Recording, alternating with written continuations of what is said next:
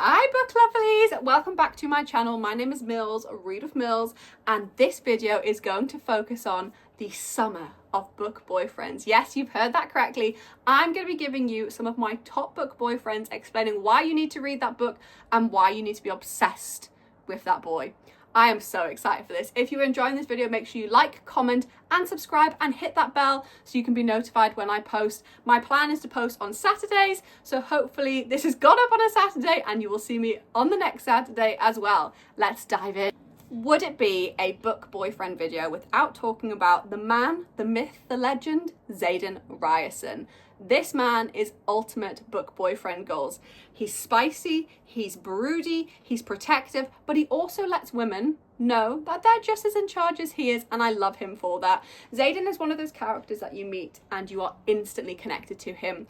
This hard exterior that you see, you want to break it down piece by piece. You want to get into those little cracks that he has showing and find out what makes him vulnerable, what makes him tick, and that's exactly what Violet does in the first book of the Empyrean series. He's also very spicy, let's just say. There are certain sentences that he says that will live in my head rent-free forever, and I think that is why he is probably one of the most ultimate book boyfriends I have ever come across. Let's do a little bit of a deeper dive into what makes him the best book boyfriend. The first reason that Xaden Ryerson is an ultimate book boyfriend for me is he is this reluctant protector, but once he starts to protect you, he has a heart of gold. Yes, he has these shadows up, yes, he has these walls up, but once you break them down, you are his, he will protect you, and nobody will stop him getting what he wants. Which, at the end of book 3, without saying any spoilers, we really see what happens with this protectiveness that he has over Violet, and that is why I absolutely love him. She is a girl who has some difficulties and he makes sure that she still feels powerful, she still feels strong whilst he watches over her, and I just love that. Second reason he is the ultimate book boyfriend for me is his unwavering loyalty. If Violet says something, he backs her up, but he also manages to instill in loyalty from everyone around him. So when people meet him, they want to work with him, they want to work for him, they want to do the best for him. But he doesn't expect that from Violet. He actually kind of gives that loyalty to her, and the decision she makes or the path she takes, he backs her fully on. That is such a good book boyfriend. He knows she's a strong female character, and he knows that where his woman goes, he follows her. And I just love that. I absolutely love that for her, because she has no doubt that Xaden, he's got her back. And then the third reason, which probably should have been the first reason, this man knows what he's doing in romance. Whew! This man knows how to turn up the spice, turn up those chili peppers. In Fourth Wing specifically, there's thunder, there's lightning. The dragons are getting freaky while they're getting freaky. It is so intense. He knows what he's doing. He knows how to please her. And that is a man that you need in your corner, which makes him the ultimate book boyfriend. Whew, when I read this spice, I was blushing. It got me steamy under the collar. It was everything I needed and more. And I absolutely loved him for that. Finally, the quote that really sticks with me: my house, my chair, my woman. Ooh, that one is a good quote. So yeah, Xaden Ryerson, I think he has to be the ultimate book boyfriend for me. I don't think the rest are going to be in any order in this video, but he's number one. He just can't not be. He's just so cute. He's a little shadow daddy, and I love that. But yeah, absolutely love him. Of course, book boyfriend number 2 has to be Cowboys, and we're not talking Cade Eaton. Adios. We are talking Bo Eaton in Hopeless. This man, I just love him so much. Sorry for throwing Cade, but I know everybody loves Daddy Cade. He ain't for me. Mr. Bo is where it's at. Just a little bit of side note, I am not the biggest single dad trope fan. It's kind of one of my least favourite tropes. It slightly gives me the ick and I don't know why. It's a bit like pregnancy trope. I don't really love them, but there is something about a fake fiance trope where he's protecting her virtue as well. Oh, Bo. Mr. Bo, you can come tied up in a bow for me, because you were fun, you were spicy, you were hot, you were everything I needed. And I can't believe that this is people's least favourite book in the series, because for me, this is number 1, this is it, this should have been the only book in the series. It's so good. Reason number 1 that Mr. Bo Eaton is the perfect book boyfriend. He is protective, but not overbearing. So as a male character, he gives his opinions, he lets you work things out for yourself, he lets you take yourself down this journey that you need to go down, but he's there supporting you and he's loyal throughout. But he's not one of those characters who thinks his way or the highway. And a lot of the times when you read cowboy romances, they are more grumpy, they want things done in a particular way, and he doesn't give that vibe, and I actually really love him for it. Don't get me wrong, I like a grumpy sunshine as well, but Beau, that unwavering loyalty, oh, it really is a good thing. Reason number 2, not only is he witty, he's funny, but he has this emotional depth. I think maybe because he's 35, he has this emotional depth that some of the characters you read in books don't. So a lot of the time when I'm reading books, these are college or young adults. The fact that Beau is 35, he sees things, he's been around the world, he knows what's happened. I just think that level of maturity with his sense of humour as well, oh, honestly, it's the best vibe. Like if I was going to have a fake fiance, you've got to have a fake fiance who's at least 30 plus. Sorry, but you do. That maturity that you need to convince the world that that man is your fake fiance, he wants you, he loves you. It's so good. And the final reason, which I have a feeling may be reason 3 for all of my book boyfriends, he knows what he's doing in the bedroom. He's spicy. He knows what he wants. He knows how to please. And that sort of man is getting extra brownie points with me. So yeah, sorry guys if you are a Cade fan. It's all about Beau for me, but at least I don't have to share him with anybody. I feel like I'm alone on this one, and I'm okay, because Mr. Beau, you are mine. I would say as well, the quote that lives in my head, which I definitely can't say the whole quote, is Bailey, shut up and let me, we can talk later. That sense of he knows what he wants and he's gonna get it. That's why I love him so much. But yeah, he is definitely book boyfriend number 2. And you can hate all you want on me, but I love him. Then it has to be Mr. Miles St. James from You, Me and Forever. Now, this is probably not a well-known book. Laura Pavlov is definitely a well-known author, but with this one being indie published, I feel like it's discussed a lot less. This man puts women, pleasure before his own. I was trying to think of a better way to put that, but there's not a better way to put it. He makes sure you are satisfied before he's satisfied, and there is just something extremely hot about that in a guy. He is spicy, he's fun, he's got humour, but he's also very determined. Sometimes his determination and his drive is a little bit too much for me, I'm not gonna lie. It's like sometimes I'm like, Miles, take the foot off the gas pedal, focus on the female here. Like, stop running your company into the ground, running yourself into, he's not running into the ground, but you know what I mean, running himself into the ground to make sure this company achieves. He's got a lot to prove, and I just felt really sorry for him. But let's dive into what makes him the ultimate book boyfriend. So the first reason I would say he's the ultimate book boyfriend is he is emotionally complex beyond the fact he's a billionaire. So he has seen some trauma in his childhood, he's kept it a secret, he's held it in, and he has a lot of emotional baggage when he walks into relationships. And everybody sees him as this billionaire man, everybody sees him as this intense man who has money, who has power, but actually he's a small child inside still, crying for love, crying for somebody to tell him it's all going to be okay.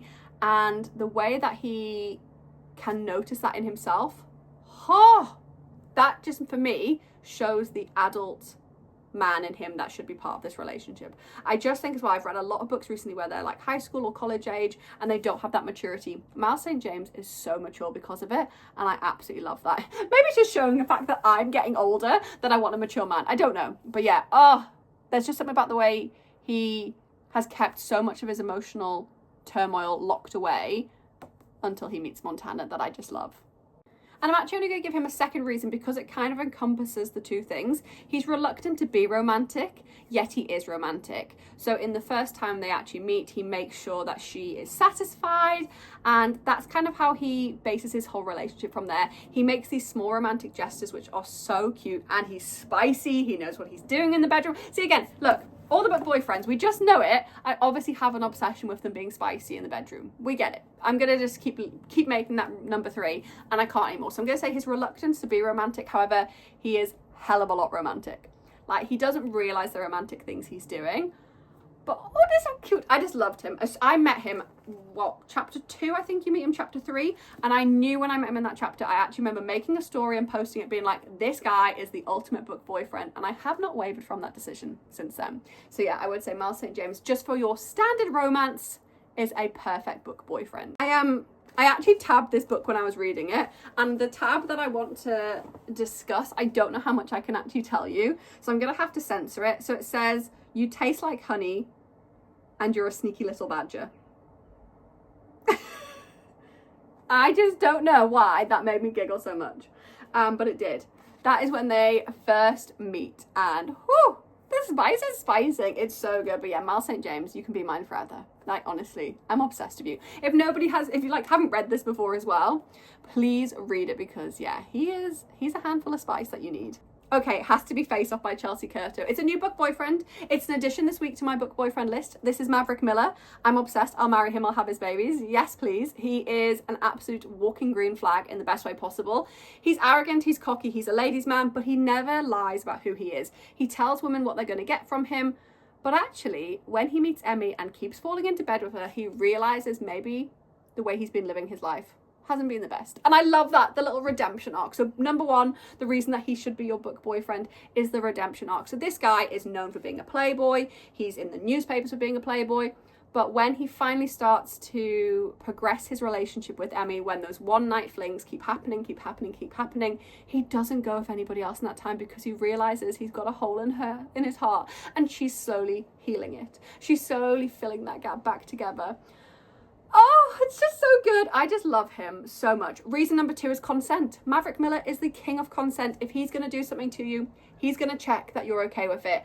I read a lot of dark romance books with non-con and dub-con, so I'm not someone who is offended easily. But in ice hockey romances, when you get a golden retriever who checks for consent, checks things are okay, and also while they're doing things, he says like, would you like this again? Did you like that? What more can you want from me? He's a man who's learning. I love that for him. And then the third reason, he's hot as hell. Like, this man could have anybody, and yet he's only got eyes for her. And when I say he's only got eyes for her, the way that their relationship develops, it's had me in tears. Just does so much to try and win her over. He has this family night dinner where everybody in the team comes, and he just keeps inviting her. He keeps looking to the door. That's why I say golden retriever vibes, because he's like this little lost puppy dog who keeps looking at the door like, oh, is Emmy going to turn up? Is Emmy going to be here? And when she does turn up, it makes his world so much better. So yeah, Mr. Maverick Miller, hoo, you are a walking green flag, and definitely an ultimate ice hockey book boyfriend. I think for me, the quote that really stuck with me from this book is, I've never really felt like I've had a home, but with Emmy next to me, I think home is wherever she is, a place I'd like to stay forever. Oh, see, that's what I mean. He's just a little cutie. He's just so cute. I just love him. But yeah, he is book 4 of the ultimate book boyfriend list. Book boyfriend number 5. Oh, we're going dark. This is Cade Mitchell. This man has seen a lot. He's been through a lot, but his sister's best friend is the girl that's always going to be on his mind, Stacey. He thinks she's hurt her, and the way that he can kind of get over that hurt and be there for her and be that protector for her, wow. He also has so many demons in his closet that I generally didn't know if he could ever, I guess, recover enough to be what Stacey needed. But wow, this book is a journey, and Cade Mitchell definitely takes you on a journey to your heart to become your ultimate book boyfriend / his dad. Like, you do get a little bit of love for his dad as well, so it's kind of like a 2-in-1 package, which is always good. I think the main reason, number one, that you want him to be your book boyfriend is his redemption. Like I've said, this is a character who, when you meet in the first chapter, he's described as this bad boy. He's gone off, and she just thinks he's gone off to have a whale of a time. But actually, he is going and being traumatized and triggered. You name it, the things he's going through, you can't even begin to imagine. And actually, the redemption arc that you see with him, so he puts others before himself, he puts others' survival, others' healings before his own, is on a whole nother level. Not just with Stacey, but also with his closest friends who also fall into some of this trauma and struggle. The way he is protective over them, that loyalty he has to them, is obscene. Yes, he is a spicy book boyfriend. Yes, he definitely ticks all the spicy boxes that I kind of talked about previously. But I think more for me, it's this fierce loyalty, fierce protectiveness, fierce redemption arc that you see from him.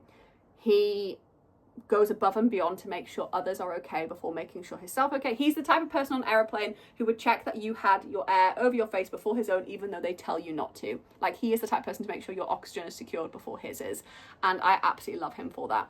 Did he break my heart multiple times? Did I scream at the book? Did I want to throw the book across the room when he wasn't perfect? Yes, but that redemption is why he becomes perfect for me. He puts others before himself, and yeah, you cannot forget that. I guess the other reason that I absolutely love him is he is this alpha male. He's strong.